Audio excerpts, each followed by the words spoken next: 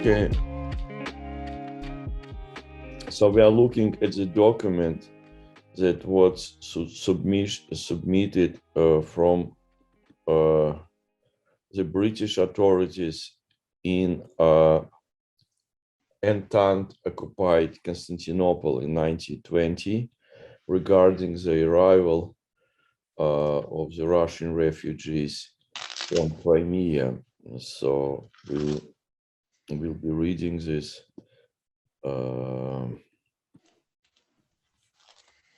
from here. So, Leo, are you comfortable with reading this one? I'm sorry, what? Are you comfortable to read it? Sure. Yeah, thank you. Can you start then? I can't see it. You cannot. I'm sorry. Yes, but let me. Okay, you can. Okay. I see the folder, but I don't see the I document. okay. I hear you. Yes. Sorry about this. Yes. Now you should see. All right. The Cabinet, Refugees from Crimea. Memorandum by the Secretary of State for War. I circulate herewith a letter from the General Officer Commanding in Chief, the Army of the Black Sea, on the situation as regards the Russian refugees at Constantinople. The War Office, 18th December 1920. To the Secretary of the War Office. I beg to forward this report on the Russian refugee situation at Constantinople for the information of the Secretary of State for War. Soon after my arrival here on 7th November, the situation in the Crimea became steadily worse, and the information I received from our intelligence group there showed that the end was approaching. The first request was for accommodation for 80,000 refugees and 2,000 wounded, which was notified home by Admiral de Robeck, who was then High Commander. The policy of the British government was conveyed to me by him. The circumstances which I will relate have occurred since then which have made it incumbent on me to take certain action in the cause of humanity and for the protection of the force under my command and of the British inhabitants. I accept full responsibility for my action. While recognizing fully that the responsibility rested with the French, it soon became evident to me that the problem was beyond any organization which they could possess here. Ship after ship, absolutely crammed, kept passing by my house. They were all sent to Mota Bay and anchored off 28th Divisional headquarters. About 65 to 70 ships soon collected, some carrying up to 8 or 10,000 without food or water, the refugees and troops standing day and night without any sanitary arrangements. There were no deck awnings. The 28th Divisional headquarters reported to me that the scene was indescribable and that their force in action was more than British soldiers could bear. I immediately approved their desire to give hot soup to the nearest ships. I went myself among the ships to see the conditions, a sight I can never forget. As I described it in one of my reports, a starving mass of humanity. I decided at once with Admiral de Robeck that we must act as England would expect us to act. Sorry, I think the left side of the page is cut off. There we go. Where was I? But in order not to depart from the policy of the government, we should devote our efforts to helping our French allies to compete with their almost impossible task. We set our bakeries, etc., going, and I am glad to say that we have been able to meet every demand the French have made on us so far, all transfers of food, tents, blankets, etc., being recorded. We have also transferred to the French vacant hospitals, barracks, and camps. With regard to private effort, a British-Russian relief fund was started at once, and as its president, I should like to record my deep appreciation of the response. Some 2,500, is that pounds? Yes. Pounds has so far been collected, and as an instance of how intensely the men of the services feel for those in distress before their eyes, I should like to record the generous donation of 300 pounds from the ship's companies of HMS Benbow and HMS Centurion alone. The 28th Division have done yeoman service in succoring 3 large ships anchored alongside their headquarters with hot food, etc. And the ready helpers, British men and women, who are hourly getting off the children to bathe and clothe them, deserve every credit.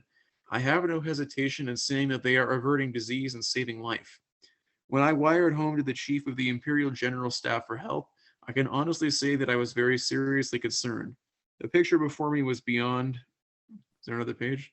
Mm-hmm. Yeah. Okay.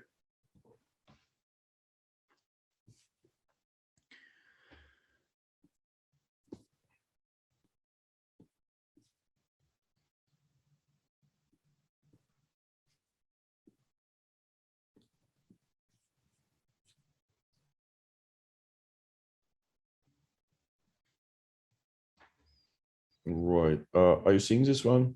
No, I'm still seeing the first page. Okay, good. Um,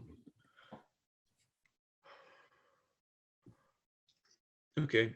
The scene before me was beyond description, and literally thousands were being landed. The majority are covered with lice and vermin, and it seemed to me that nothing but a miracle could save us from a serious epidemic. With the small force at my disposal and the situation distinctly delicate, I was very much concerned for the protection of my force. If disease should break out amongst my troops, I should, in a short time, be in a very serious position. I am more grateful than I can say for the generous help of £20,000 from the British government.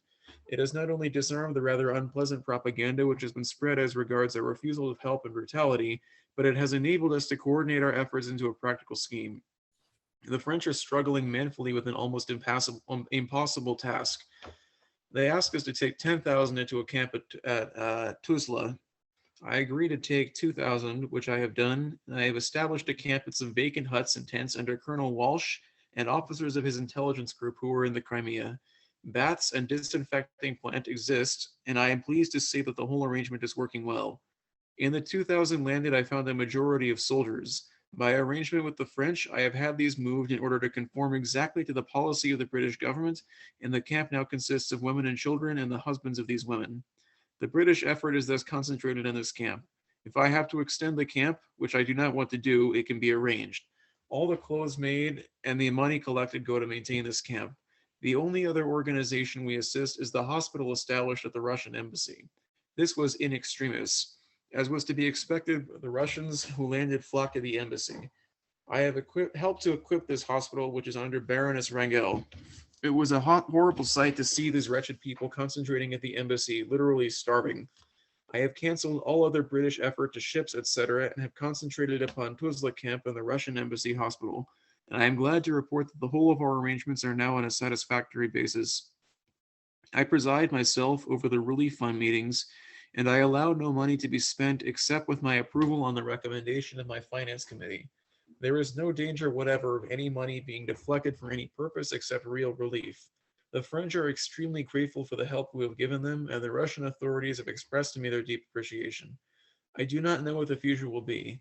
The Russian admiral tells me that it is hoped to clear the ships from Moda Bay in about a week, and the program I have been given shows that it has promised to send elsewhere all except 10,000 refugees and 7,000 wounded.